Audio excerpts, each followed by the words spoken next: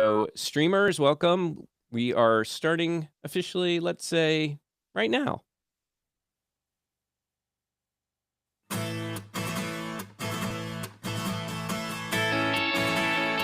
Good morning, podcasters. Today is Wednesday, July 1st, 2026, and today it's our podcast news episode. Riverside wants to run your entire content workflow. New research says fans follow creators, not platforms, and Edison has a massive update on podcast listening time. So if you're listening live on Clubhouse, hit the share button top right-hand side of the screen and share it however Clubhouse lets you. And if you're catching us via podcast, YouTube, LinkedIn, etc., please share this with a fellow podcaster. And now give us about 30 seconds and we'll get things rolling. Thanks for being here.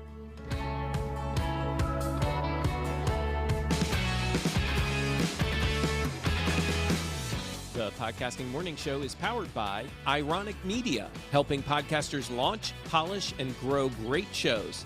And by Content Creators Accountant, helping creators build real business behind their content.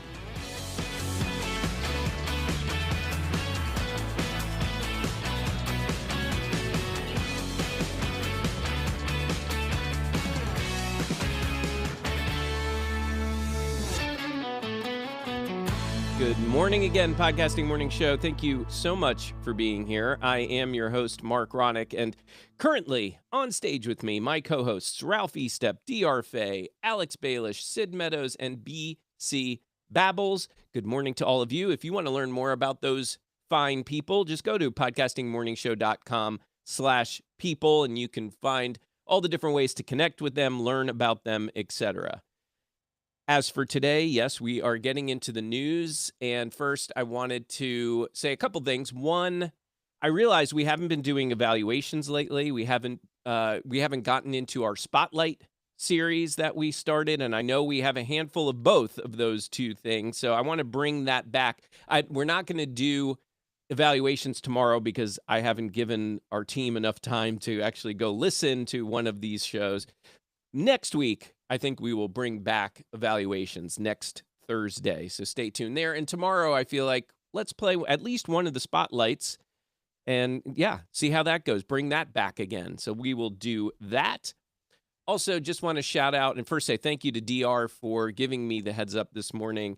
An old friend of this show and good friend of mine, Larry Roberts.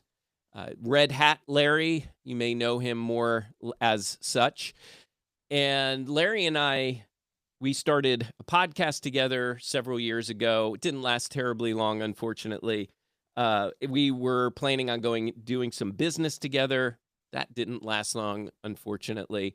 And we are still friends. It might have caused a little rift for us initially, and we had since gotten past that. The reason why I'm sharing about Larry is he posted a very brave post yesterday I saw it on Facebook. I'm guessing maybe in multiple places. Larry is, I'm trying to just think of how to put this. I mean, I guess I'll just be going blunt. through some stuff. Yeah, but I'll be blunt because he put it out there publicly. Mm-hmm. Larry deals with alcoholism. And I knew that about him when I met him. He was one of the 7 of us that went to that creator house where we held our own retreat for 7 of us, where we taught each other our different skills. And it was a really amazing week. And he was one of the people there. And he shared that with us at the time.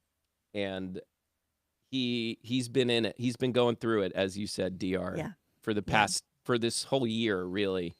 And he's been in and out of rehab. He's in a facility now. He's looking to go into a long-term facility to really beat this thing. And I just want to shout him out and say how proud I am of him, how brave it was of him to post what he posted. And I'm rooting for him. I got to say, if there's anyone going through something like this, you really would do yourself a favor to look up Larry Roberts and take a look at his post, because it's a very long post. He talks about, it's almost a timeline that he takes you through. He talks about all the times that he relapsed and Yep. got back up again. I mean, he really goes through the timeline, and it really sounds as though he's in it to win it this time, you know? Yeah. So, yeah, very, very inspirational. It was. It was. And man, it sounds like a lot. It sounds like a lot. So we are cheering you on, Larry. I reached out to him again today. He and I have been in contact over the last few months here and there. I've known what he's been going through. I've known really since Podfest. And yeah, he has, Larry, you have my full support. Now, I'm talking to Larry as if I think he's listening right now, and I'm sure he has better things to do, but I'm putting it out there in the Especially because ether. he's in California, and it's really Yes, early it's in very early California. there. Yes, very early there. So wishing you the best, Larry, and you have our full support. Okay, so with that, I think unless there are any other announcements, let's do this officially and get into the news for today. And as of yesterday, June 30th, I want to give you some statistics, as I like to do to kick this off, and a helpful number to understand. It's the amount of podcasts. Well, let me say this again. A helpful number to understand the amount of podcasts being created is a total number of active podcasts. These are podcasts that are still being updated and therefore actively marketing themselves. If you're making podcast episodes, you might consider this number to be your competition rather than the big overall 4.7 million podcasts that are out there today. So with that being said, new episodes published over the past week, the number of new episodes, 532,593 to be exact, and that is down just 0.3% from the previous week. And new episodes published in the last 30 days, 2.2 million and change, and that's down almost 6% from the last month. So the summer slump continues. I call it a slump, but some of us, like the Podcasting Morning Show, made that conscious effort to reduce the amount of shows over the summertime. All right, so with that, DR, let's get into your two top 5 lists. You are muted. Read my shirt. Well, it doesn't. There she is. Okay, there I am. Sorry about that. I was on the page of Good Pods, so I can read it clearly. Oh, yeah. Okay, so in the rundown, I actually put 5 like I normally do, but I'm going to take this one from number 6, actually. Okay. Sure. Because it happens to be someone that we know. We did an evaluation on number 6. So, okay. And what's the category? This is from Good Pods, relationships. Okay, relationship category. Yeah, okay. Yeah. Number 6 is Better Call Daddy. Yes. Right? Yeah, we've done that. Yeah. Yeah. Number 5 is 12th Street Talkback Podcast. Number 4 is The Thing About Us Podcast. Number 3, where's that timpani? There it is, Unlocking Us with Brené Brown. Number 2 is We Can Do Hard Things. And the number 1 podcast in relationships is The Manic Pixie Weirdo. Cool. That's and right. cool to see I said weirdo. Brené Brown on that chart. I've been a fan of hers for probably the past 6 years or so now. And yeah, I've checked out a little bit of her podcast, and I think she has a co-host that she does it with, if I'm not mistaken. Yeah, I think so. Yeah. From that one I heard. And I saw them in an interview, and they were talking about their relationship, how they were adversaries for a while, and how they actually came together. So Yeah. it's very interesting. Yeah, I do love the dynamic. I think that they challenge each other a lot, and yeah, it's my kind of show. I recommend that show too. Awesome. Hey, Mark. Yeah. Go ahead. I'm sorry. That podcast is with Adam Grant, and it's called The Curiosity Shop. Good. So it's a different podcast yes. than the It's a one different one that's on here, yeah. It's a different one, yes. Got Yeah. it. Thank you for that, Sid. Appreciate that. Okay, go ahead, DR. Okay. And the next podcast chart is from Apple's Top 5 Health and Fitness. Okay. So, number 5 is, what is that? Nothing Much Happens. Number 4 is On Purpose with Jay Shetty. I always have to be very careful when I pronounce his last name, by the way. Uh-huh. Number 3 is Huberman Lab and the timpani, right? Number 2 is the Dylan Grimaldi podcast, and the number 1 podcast in health and fitness is Passion Struck with John R. Miles. Thank you, DR. Love the energy. Always do. I look forward to your top 5s just for that.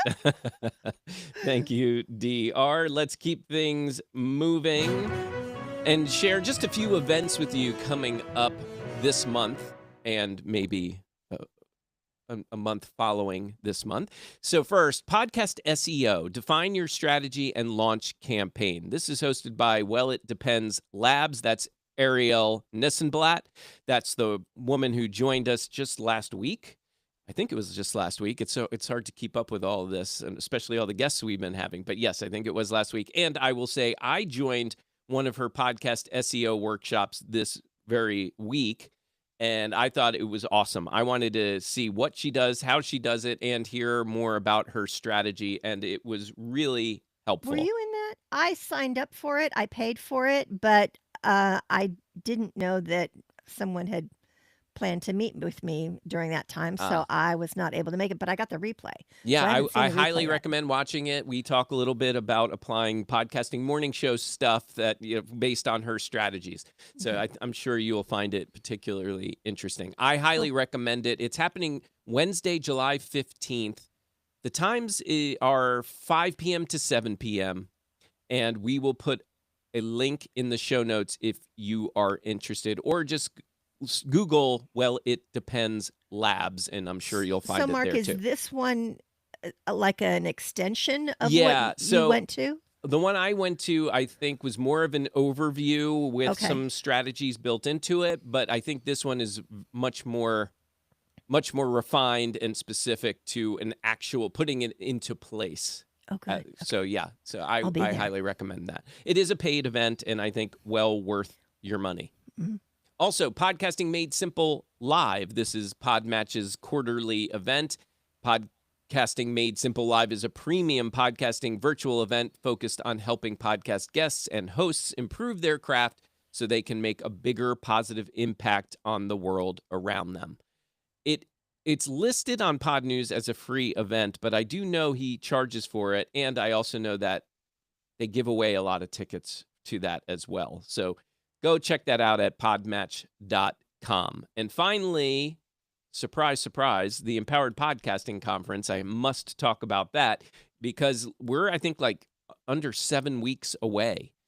And that's, to be specific, August 21st through the 23rd. We're recommending come August 20th so you can get registered. You don't have to wake up at the crack of dawn on Friday morning. And also you can join us that Thursday evening because we're going to throw a little soiree to kick things off that evening so everybody can mingle and get to know each other before we kick things off. So our mission with this whole thing is to empower indie and DIY podcasters by creating accessible, inclusive spaces where connection, collaboration, and growth are the priority.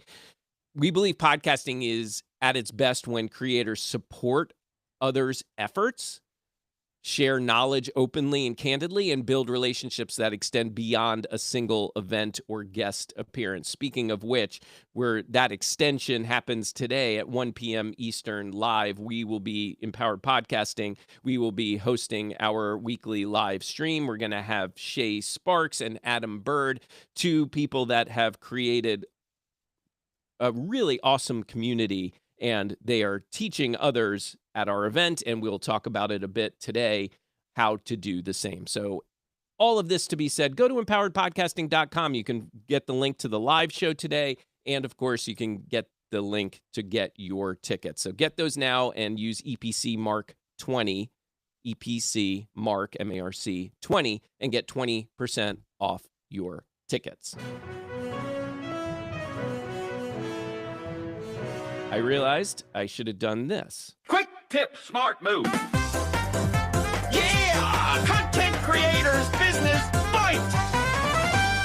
And today's Content Creators Business Bite is brought to you by Ralph Estep Jr. of ContentCreatorsAccountant.com. Ralph is a licensed accountant with over 30 years of experience helping creators navigate taxes, bookkeeping, and the money side of their business with clarity and a whole lot less stress. And I think you got a good taste of what Ralph is all about yesterday on the show. And if you didn't hear yesterday's show, check out episode 544 and you'll hear what I'm talking about. He's also my accountant. I'm happy to recommend him. You can learn more at ContentCreatorsAccountant.com. With that, Ralph, what are we diving into today? Well, good morning, everybody. And we certainly brought the receipts yesterday. And if you missed that, make sure you hold on to those receipts. But I just thought about today, it's really kind of wild if you think about it. Today is the middle of the year. Wow. Got 6 months gone and 6 months in front of us. And for a lot of podcasters, a lot of content creators just like me, it's kind of been a blur. Like I look back and like, where did 6 months go? We've been recording, we've been editing, we've been posting, showing up. Somewhere in the middle of that, I wonder if the money side has just run itself or you hoped it would. So I want to give you permission today to do something. I'm going to walk you through 6 things that I think you should do in the next 24 to 48 hours to really bring this back to home and make sure you're doing the right things. I'm going to give you permission this morning to stop and actually look at what's going on with your money. The middle of the year is the single best checkpoint you're going to get. A lot of people say, well, I'll look at this when New Year's comes around. This is a great time to do it. The reason I like this time of year, it's late enough that you've got some real numbers for the years. You can see like where I really am. And it's early enough that you can still change course before December hits. So I put a blog post out. We'll put a link to that in the show notes today. It's talking about 6 quick money checks you can run this week. And I want to walk you through each of those real quickly. I promise this won't take a long time. I'm not going to take the whole show. The number one thing, you got to understand your revenue mix. The way you do that is sort every dollar from January through June by source. And what I mean by that is look at where your money's coming in from. Is it coming in from ad revenue? Is it coming in from sponsors, affiliates, products, and membership? One of the things I want you to do there is look at the percentages of the income that's coming in that regard. The reason I want you to look at that is there one source that's making up most of your money? If it is, that's the source that I really encourage you to lean into. If you've got one platform or one sponsor, you don't have a business yet, you've got a single point of failure as well. So take a look at that. Make sure you're being broad and make sure you're diversifying yourself. So that's the first thing. Second thing, lean into your real profit number. Almost everybody I know in content creation skips this one. They know what came in. They know what the top of the funnel looks like. But the more important number is what you've actually kept. That's something you can drill down on because that is really the number that makes the most sense. After the gear, after the software, after your editor, all of that. Those are 2 very different numbers. And here's the issue. Only one of those pays your bills. So you've got to know what your real profit number is. Here's tool number 3. Great time. And this one's shouting out to DR a little bit.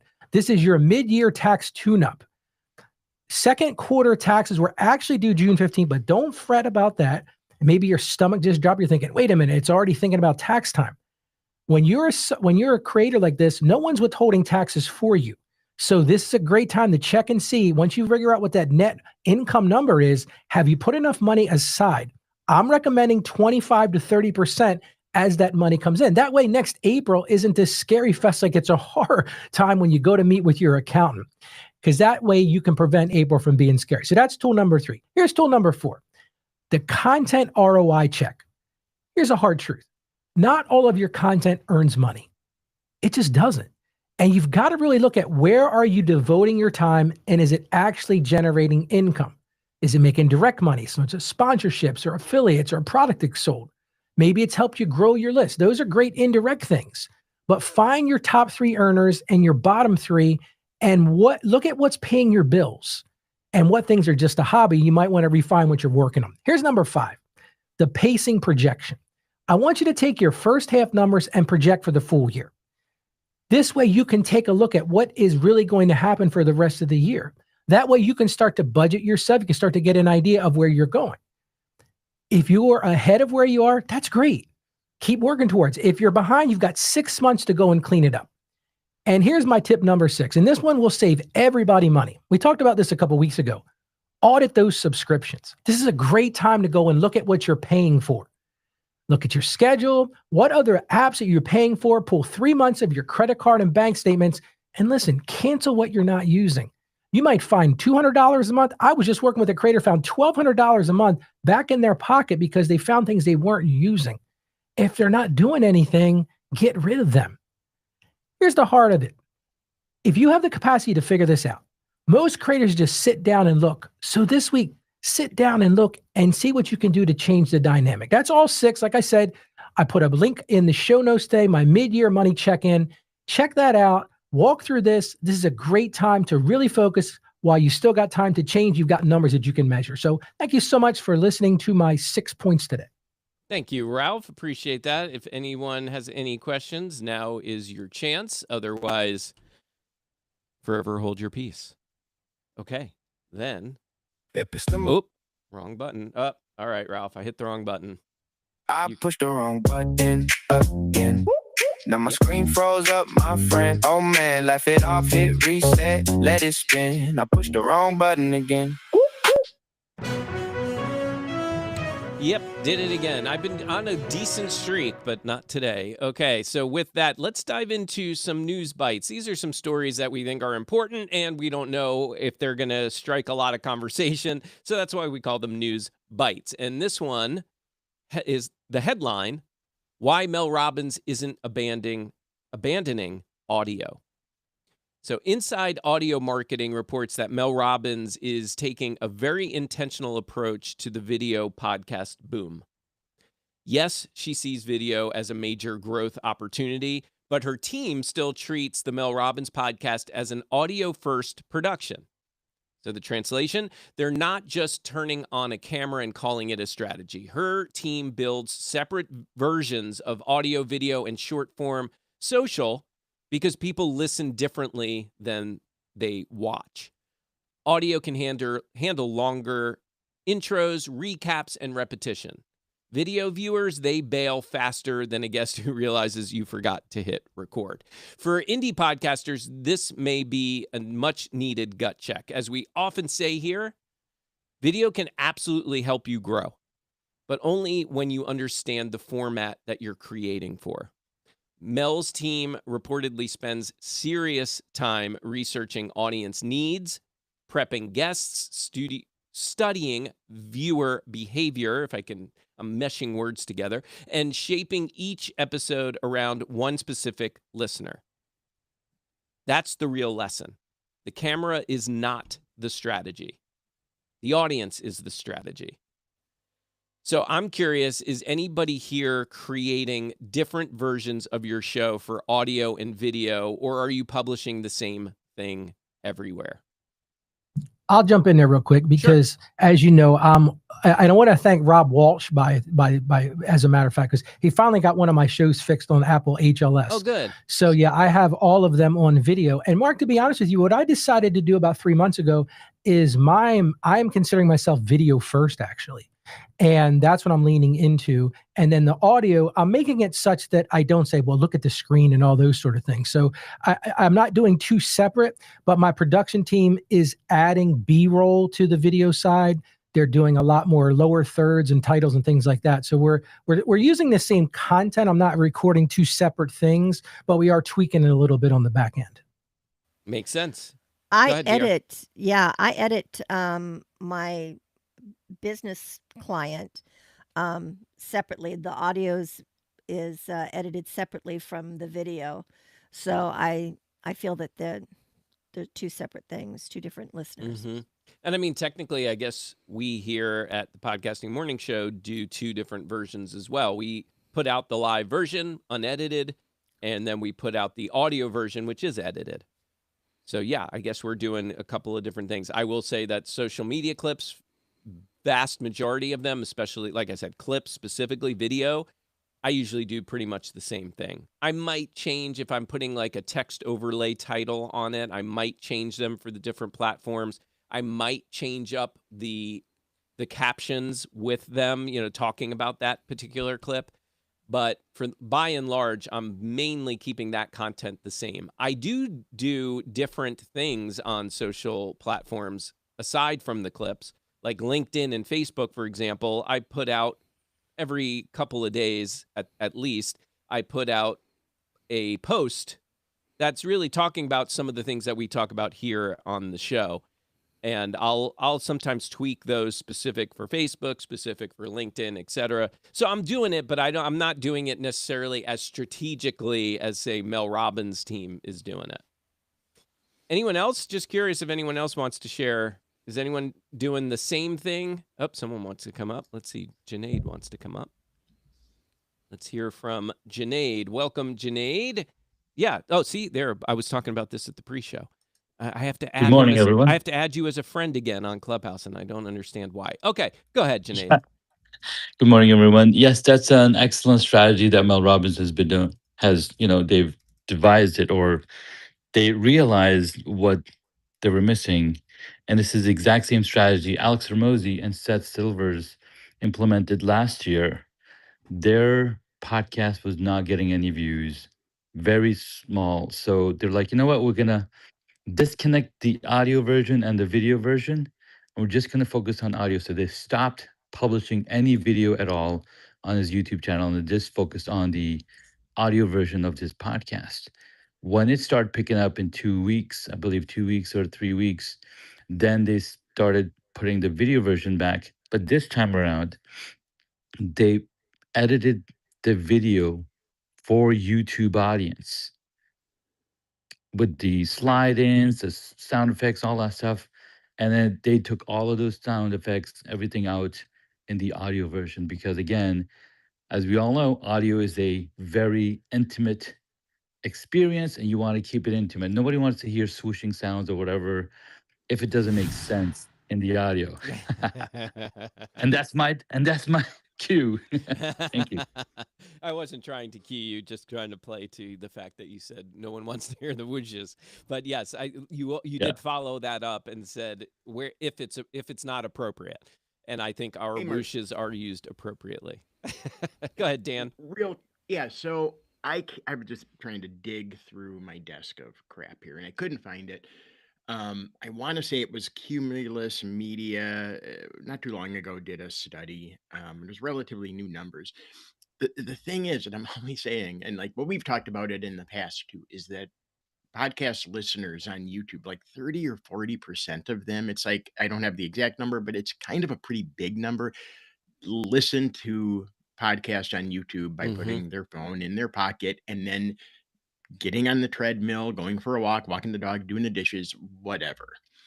So again, that's stuff that I think people really always need to focus on is whether you are an audio first or a video first show. Like it's like what everyone's saying is true. Just if you're video first, edit it so it looks nice, add your whatever, slide-ins or whatever. But ultimately, it would probably be pretty smart to always focus on that intimate feeling. Just focus on making the show so it sounds good. I don't mean with great mic quality. I just mean Content quality. Is audio first for messaging, and that seems to like take care of 40% or more of the problem, because ultimately when you're communicating, it is all about getting them, the listener, to think that you are talking to just them. And it would just be weird for a guy sitting in a $4 billion TV studio to be looking at just one person, because who would put that much money into communicating with one person? Whereas if it's in your mind and somebody has the phone in their pocket, it is a lot easier. It's like, it's such a huge cheat. Yeah. Yep. Thank you, Dan. Great points. I think if we are making our shows with audio first in mind, I think that goes a long way for the experience of that consumer. I won't call them a listener, because if they're watching, I still think if we're designing our podcast for an audio audience, I think that can really just enhance the experience for an audio or video listener. Mark, can I jump in there real quick? Sure. Because I want to disagree with something Dan said. I think that the video absolutely can be that intimate discussion as well. And I think what we're really talking about, when Junaid talks about the people he talked about, he's talking about people who have built a relationship with their audience. And I don't care whether that's audio or video, to be blunt. If you're building that relationship with your audience, you can have that same level of intimate connection through video. And I think a lot of new podcasters hear that and they think, well, video has to be this thing where everybody's shouting and it's a big booming voice and talking fast. You don't have to do that on video. Video works in that intimate relationship as well. And I just don't, and maybe that's not what Dan was saying, but I just think we need to remember that you're building relationships, and that relationship is video, it's audio, it's however they choose to do it. But don't think that, well, my audio and video have to be completely different, in that the whole goal is to develop that relationship, find that pain point that the person is coming to hear from, and solve that for them. If you do that, to be blunt, I don't care whether you put it on audio, video, or transcribe it on a blog, it's still going to be impactful. Well, so I agree with you. It definitely can. And where I've had the most amount of success in everything I've done is trying to treat, like when I'm writing something, I call it invisible writing, where I just want the words. I'm always I'm never trying to impress people with my words. I'm never trying to, if I'm telling a story, if I'm telling people how to do something, how to rank higher on Spotify, whatever. I'm never trying to impress them with how much scary information I have, because I'm just a normal person and that's what people want. I mean, just studies after studies, and I've sold so many, you know, just so much stuff just by understanding that one core thing. So I call it invisible writing. In other words, I want people reading the words that I wrote and not pay attention to any of the words. I want them to just, the words to be invisible, and just have it almost be like the little voice inside of their head is telling them what it says on the page. It feels So like you're it just, saying you're trying to create an experience, you're trying to evoke emotion and feelings. Is that well, fair? I don't want them focusing on the words I'm saying. I want them to focus on the thing I'm trying to tell them. In When you're trying to get a message out, it is literally all about getting the listener or the viewer, and we do it on video a ton too, in my other line of work. It is all about trying to get your person who is consuming your content to have a series of mini epiphanies. Mhm. So, in other words, I want to say something, and what I'm saying is driving the conversation. But meanwhile, in your head, as you're listening, Mark, I want your little voice in your head to be able to say, like, wow, you know what I think? I think I gotta listen to this guy's podcast, or I gotta buy this thing this guy's selling, because this guy is actually, he's telling me something that no one else is telling me.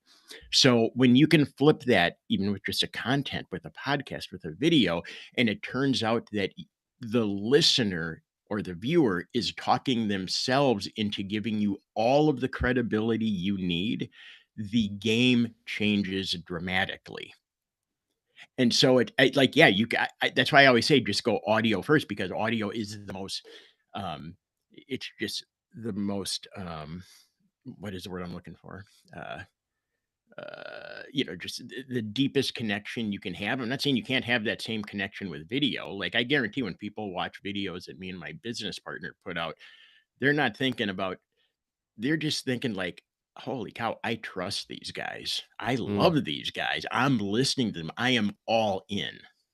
Yeah, thank you, Dan. Yeah, and so again, I do feel like the way I'm interpreting what you're saying is it's really creating an experience. It's evoking emotions, and it's making people think.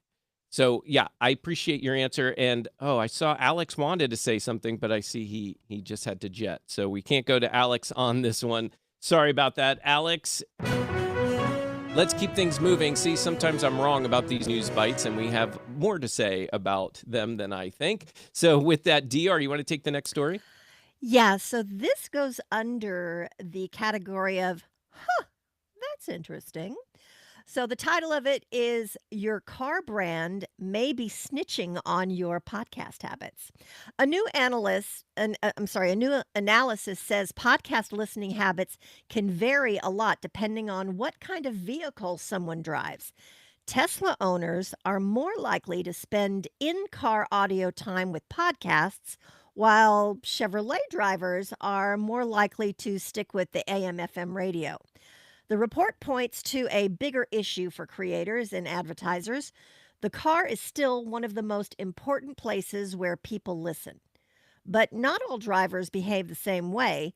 Brand technology, dashboard design, income, age, and listening habits all shape what people choose when they start the engine and pretend traffic is like a normal part of civilized life. Podcasting has always been tied to commuting, errands, road trips, and the sacred ritual of sitting in a parking lot to finish a segment. So, knowing who listens in which vehicle can help advertisers target smarter and help podcast platforms understand where discovery really happens. So, here's the question. Let's see. Room, this is like a little survey that we're going to do the room, okay? What kind of car are you driving? And what do you mostly listen to in the car? Like radio music, like your mobile device podcast, something or anything else? Yeah. So for me, I think lately I go to it's both. I barely listen to the radio. So it's either music or podcasts. And I say I'd probably lean more toward podcast when I'm doing, especially when I'm doing a long trip. What are you driving? And I'm driving an Acura RDX, an Okay. SUV. Okay. Yeah. So I drive a Dodge Neon, my little Hmm. Dodge Neon, and I cannot get into the car without loading some stuff on my phone, which as soon as I get in, it switches over to my stereo in my car. Okay. Put a one in the chat for those who are watching or listening. Put a one in the chat if you still listen to the radio regularly when you're in the car, specifically. What's a Crazy. radio? What is a Yeah, radio? exactly. Like, Exactly. seriously, dude? Like, does anybody even turn the radio on? It's crazy because, I'm a former musician. Right. And I mean, music, I was born and raised around music. So for me not to have music in my life anymore, Hmm. that's pretty much what it is. I don't have it in my life anymore. I have an enormous collection of CDs and vinyl that I am looking to get rid of because I Wow. just don't listen to it anymore. Yeah. It's interesting, Mark. I just bought a new SUV. I bought a new Suburban. And the thing that's cool about it, I use Apple CarPlay for everything. I've got an Yeah. H3 Hummer I have too. And I didn't even care about the radio because as soon as I synced my phone with Apple CarPlay, I was good to go because I Right. brought my entertainment with me. So I could care less what's in the car. So for me, it's like you can scope me out, you can read my data all you want because as soon as it hits the wall that is Apple CarPlay, that's all I care about. The scary part of that is I understand GM is thinking about discontinuing adding Apple CarPlay to their vehicles at some point in the future, which I think is a strategic mistake. But Yeah. for me, it was simple. I go pair the phone up and I'm ready to roll. Yeah, I'm the same way. I use the Apple CarPlay, and that's pretty much where I lock in. I do occasionally still turn on the radio, but it's usually, if anything, it's in the morning and there's a specific morning show that I'm going to listen to. No, I'm not trying to say our show. I'm saying like there might be a morning show on the radio that I'll listen to if it's one that I have liked in the past. But yeah, for the most part, I lock in with Apple Play. And if I'm going to listen to quote unquote radio, what I find I'm going to lately is Spotify's AI DJ that they have, where it just knows what I listen to and it plays me different segments of different types of music. And it even talks to me, the DJ, the AI created voice talks to me. Hey, Mark, and here's what we're going to do today. So I love that. I enjoy that. I see Sid put in the chat BMW X5, nice car. And he said if music, he's listening to Sirius XM radio. Otherwise, which I think most of us who know Sid know now pretty well, know that Sid's listening to podcasts. He listens to a lot of podcasts. Yes. But All right. Ty put So you something know interesting, Mark. Ty put no value, the same repetitive music and ads. And I think as podcasters, we need to think about what Ty just said.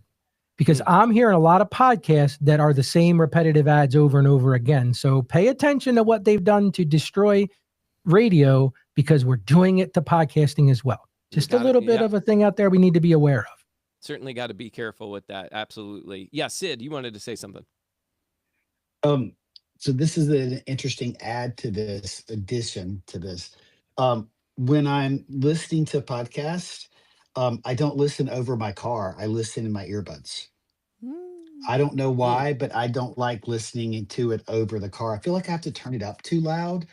And to the point earlier about intimacy, I really like listening to people in my ear and not over the car. If it's music, then I'm listening to it over the car, right? But I typically, I'm not typically, I always listen to podcasts with my earbuds in.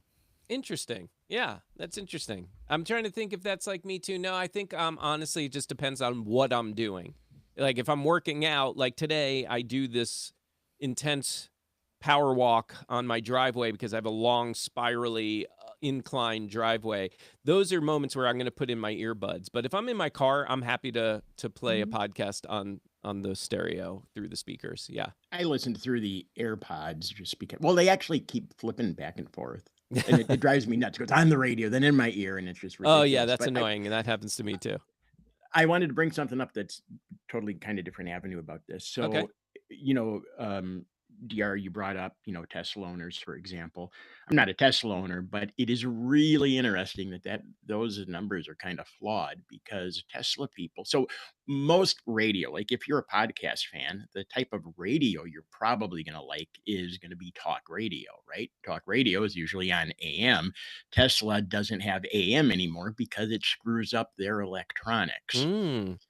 So if you are into talk radio or talk podcasts and you drive a Tesla, you're kind of screwed. And that's probably where we're going because people have been trying to figure out how to get rid of the AM band for a Oh, long that's time, which is interesting. really sad. Yeah, it's Yeah. Huh. interesting. Interesting, and I feel like a lot of the AM stations you can probably get through the internet and play them through your car that way. Mhm. Maybe not all of Wasn't it them. great though back in the old days? Like I used to have to work where I'd have to travel across the country. And I'm sure truck drivers have this now too, or back then, is I'd be leaving one area. I hated Rush Limbaugh, but I would listen to that guy if I had to drive somewhere because I'd be leaving Green Bay, Wisconsin, where I was living. And as soon as that station would die out, I'd just start tuning in. And oh, here's Rush again in some other town where I am. You could just literally travel across the country. That was what was really cool about AM radio. Now we just put, you know, podcast on or maybe get serious or something. But Absolutely. interesting. Yep, it is interesting. Thank you, Dan. All right, I'm going to keep things going here, and I think what we're going to do is I'm going to skip a couple of stories due to time, but I do want to go to BC because BC has some tech news updates, which is a great lead in to one of our top headlines of the morning. So with that, BC, what do you got for us? Yes, so a couple of cool features updates. One not so new, but I definitely missed it till today.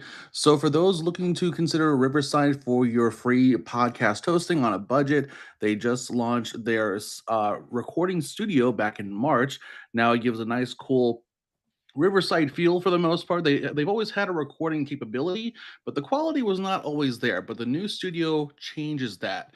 So with the studio, you're getting Oh, the let ability me to stop you right there real quick, BC. You can keep yeah. going, but just don't go too far into Riverside because that's one of our top headlines today with their big Right. announcement from yesterday. Okay, go ahead. So I'll keep it separate. But basically, with this new studio, you'll be able to create and publish right from um, what's it called? Substack. There you go. It includes branding, so you can put your watermark or your watermark or publication logo on your recording as well. You can have up to 2 co-hosts. You can't push it to like 6 plus people like Mark does on the live stream. You'll also get to create editable thumbnails. They've always done that before, but again, they weren't great prior to the studio, so this is another great add-on for Substack users. And I'll leave the rest for those who want to check out this article on the show notes today. So, and that Now, was moving, Substack, correct? yes, Okay, that was this was Substack because you Substack, started yes. saying Riverside, so that threw me. But yeah, okay, Substack, got Yeah, it. it's Riverside, but not quite the same thing. I got you. And now, moving over to Captivate, we have some cool updates with that. Growth-minded podcast host Captivate has turned on Captivate monetization, a full suite of tools to help its podcasters earn revenue from advertising. It comprises Captivate Marketplace for direct sales between your podcast and advertisers. It gives them a whole slew of ways to find your show. Programmatic advertising, an existing membership and tips tool, and a new campaign management feature for AMIE, which is the company's dynamic content insertion engine. There was a free webinar this past Monday. We'll send you the link. You can check out Mark Asquith, the managing director of Captivate, and Brian Conlin, president of DAX US, as they give their presentation. Thank you, BC. Yeah, I saw Captivate last week made those announcements about those monetization features. And yeah, Ralph, do you use Captivate?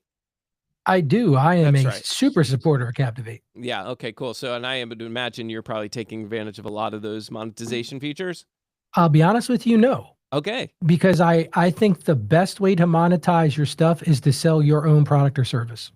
And That's fair. I will die on that hill, my friend. Yeah. The chase of CPM is going to be a chase that you are not going to win unless you're a very large audience and in a network, in my personal opinion. Absolutely. And again, thank you, BC. We covered everything, right? We did. Okay, yes. cool. Thank you, BC Babbles, for that tech update. Now let's continue that and talk a little bit about Riverside. Riverside wants your whole content workflow. They just announced 2.0, Riverside 2.0 yesterday, calling it the biggest release in the company's history. The headline for creators, Riverside wants to be where you record, edit, publish, repurpose, and distribute your content from one place. For indie podcasters juggling video, audio, clips, newsletters, social posts, etc., this is Riverside saying, hand us that chaos. We'll try to clean it up for you. So let me give you a couple of highlights here. First, they say that this is their first platform to span the entire creative workflow, and they claim it takes just minutes after your recording to deliver a rough cut of your show, short form clips, a newsletter based on that episode, and posting calendar so you can schedule things out, including, I believe, social media. Riverside says the new rollout begins with a rebuilt recording studio and AI editor. I've been a beta tester and have played with that a lot, and it works really well. It's designed to be faster, more responsive, and more flexible for creators. One of the biggest additions to Riverside 2.0 is the in-person multicam recording. We've talked a little bit about that in previous news episodes, that it was coming. Well, and this lets users record multiple cameras and mics on separate synced tracks through Riverside's Mac app. So you got to be a Mac user right now when that rolls out over the next few weeks. I mentioned newsletters. I knew about this as well as one of their beta testers. This is where creators can turn a recording into a newsletter and give audiences a page where they can subscribe. Thought that was a cool feature. I told you earlier, social scheduling. So they're adding a scheduler feature so you can schedule out your different clips to different social media platforms and anything else. The company, I called this out not too long ago. They changed from riverside.fm to officially riverside.com. So the big promise here is less tool hopping. The big question is whether one platform can really handle enough of the workflow to replace a stack of separate tools. And I know, Junaid, you have a tool that does a lot of the all-in-one stuff too.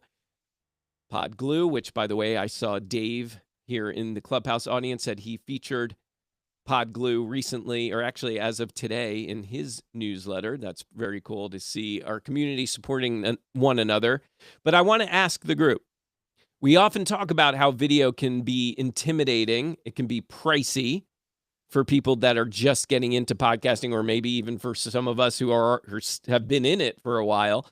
Does Riverside's new feature help the barrier to entry, or are you concerned about an all-in-one place? And I'm going to go to BC first because I saw BC had his hand up a moment ago. Go ahead, BC. Now, are all these features, because I believe Riverside has a free plan, right? Are all these features available with the free plan as well? That I don't know for sure. It might initially with their initial free trial, but I would be shocked if all of these came with the free tool. Fair point. I would say though, even if it's not, it's a pretty affordable monthly subscription for Riverside. So I was even going to ask you before you asked this question, do you think this is the great time for someone to start looking at Riverside as the kind of end all be all solution? But I think this is a great way to minimize the concern for anyone who's going to hop into podcasting. Do I have to have a website on this platform plus socials over here, plus, newsletter over here? because you have a lot of single service platforms that do just one of these things, but to have them all conglomerated into Riverside, I think is a pretty great asset for at least starting podcasters. Fair enough. Yeah, I'm with you there. I see a lot of people want to chime in. I'm going to go to Sid and then Ralph. Go ahead, Sid.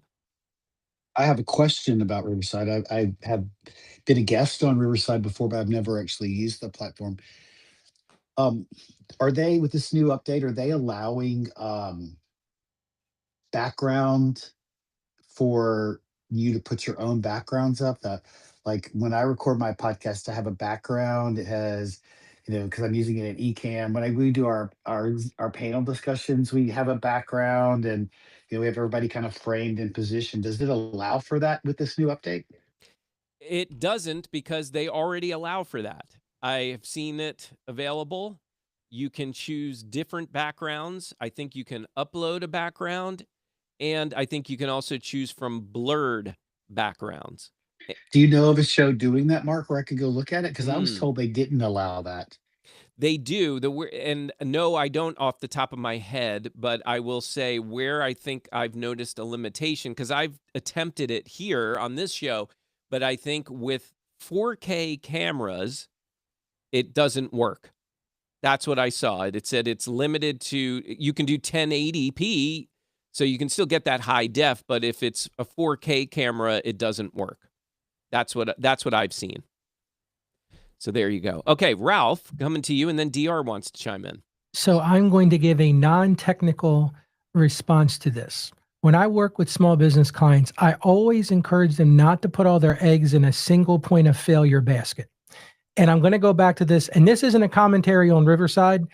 I just think it's dangerous when you're putting all of your workflow into a single product.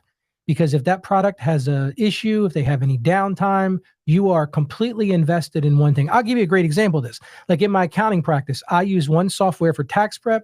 I use another software for digital storage. We use something different for email communications and CRM. There are products out there in the accounting area where I could do it all in one, and I've steered clear of those. Because if they have an issue, if they have some kind of problem, then everything I have is in that particular bucket. And that's what worries me about, and it's not just Riverside. Like I said, I'm not throwing any shade against Riverside. Just a single point of failure concerns me. That's why I like the diversification of those things, because even in my short career of podcasting, there have been times when things have been down and I've been able to pivot, or my team's been able to pivot and go use something else instead of that. And to address what Sid was talking about, in Ecamm, it's actually a scene, and a scene is sort of built in the Ecamm directly. I don't know how that works in Riverside, but I think that's what Sid was talking about, is scenes that you can switch between scenes. Fair enough. Thank you. And listen, Ralph, I can't argue. You make a good case for the all-in-one, and I can't help though but to think, especially for new podcasters, there's so much to know and so many different places to go if you're not doing an all-in-one, that it could scare off and does scare off a lot of people. And I like the idea of creating something all-in-one, something relatively simple that a new podcaster can jump into. All of that to be said, I think to your point, it's really important for us as podcasters to learn about some of these other things, these other tools out there for that very reason, so that if you are, say, a Riverside user and it has a day that it's down, that where you can pivot. That maybe you've learned how to use Opus Clips or Minvo, so that if you were using Riverside and it goes down, you could quickly pivot and go to something like that. So, it is layered, and it does fall into the it depends category, right? But I do see there are advantages depending on where you're at in your podcasting journey. DR, did you have something? Yeah, I'm going to echo what Ralph said. I have always been against the Walmartization of of kind of podcasting, the under everything under one roof. It wasn't that long ago, Mark, that one of your good friends got kind of washed off of was it Instagram that he got Yes, he did washed get off it of? back. That's the He Dopey did get it podcast. back, right? But the panic that it caused within him, the stress, Yeah. the stuff the hoops that he had to jump through in order to get it back was insurmountable, was crazy, crazy. And as for new podcasters, because it's the easy way to go, yeah, go into that. The problem is that you kind of get comfortable in your misery. You know what? And it becomes one of those, it's good enough. In every genre of life, there are the good enoughs. It's good enough. Same thing with AI. AI wrote this for me. It's good enough. So it takes skill and everything. That's another story. Yeah. I'm going Yeah. off another story. But you don't want to be a good enough. I think you want to diversify from the very beginning. I really do. Okay, there you go. So we've got some differences of opinions, and some of us are agreeing with each other.